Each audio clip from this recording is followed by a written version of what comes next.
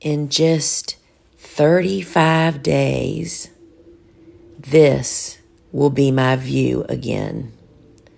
Trays and trays of seedlings in so many different stages. Some of these had come off the seedling heat mat a couple of weeks before, or a week before. Those are just coming off, and some are just still literally birthing.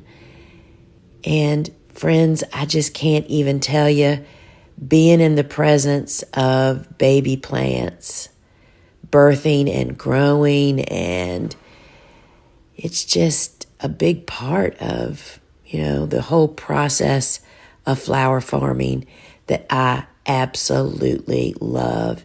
And that's why I love succession planting. See, these are more mature. Succession planting means that you get to start seeds over and over and over again.